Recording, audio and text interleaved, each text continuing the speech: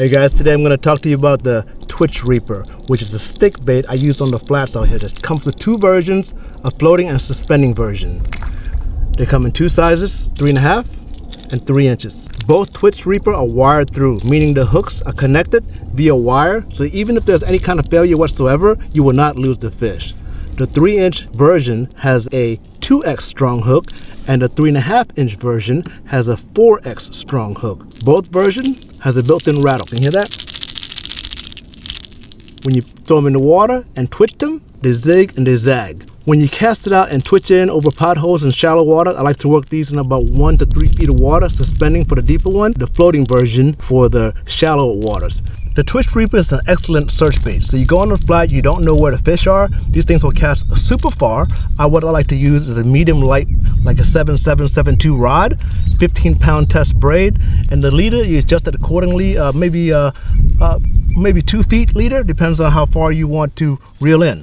If I'm fishing redfish and trout, I try to stay about 20-pound leader, depending on how clear the water is. If I'm thinking of hooking onto a big snook, I want at least a 40-pound leader. Fluorocarbon is much more abrasion resistant than mono, so I would do that.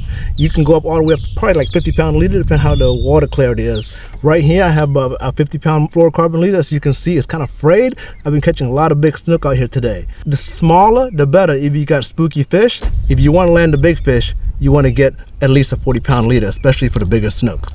I like to use a medium light rod for the simple reason you cast these small lightweight lures very far, and the action of these things is moderate. It's not a super fast rod.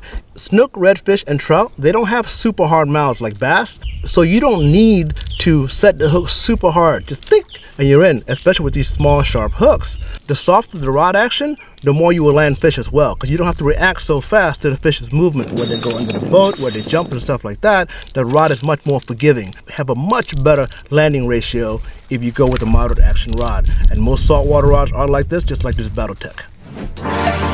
Hi, Mike Rice, Penn Brand Manager. I want to talk to you today about a new rod series. This is Carnage 2, so think second generation of Carnage. It's going to be launched in September of 2015. That's when you'll be able to find it at your local retailer.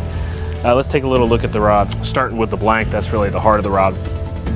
SLS technology is how we term it.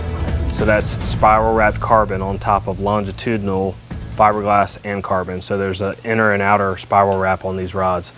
A lot of strength in these blanks, really thin diameters, lightweight, but very strong, and slower actions. So these are more parabolic than some of the rods you've seen from Penn in the past. Another thing on the guides, best money can buy, K-Guides, Fuji, Alkanite inserts. These guides were made for braids. So slower action rod, K-Guides, Alkanite inserts, all that is geared to be fished with braid. These rods were meant to be braid rods. We have specific reel sizes located on the one-liner as well, which you'll be able to find right here on any of the rods, telling you which reels we recommend and which lines we recommend to be fished with these rods. If you go to the grip, you can see they're very, very textured. That's EVA underneath a rubber top coat, and you can see they're sculpted so that they're meant to have grooves for your fingers.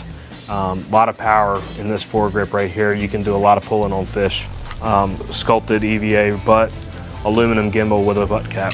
When we come down here to the reel seat, you can see it's machined aluminum. This is a pack bay model here. We use this on most of the series on some of the lighter rods, especially the conventional jigging rods.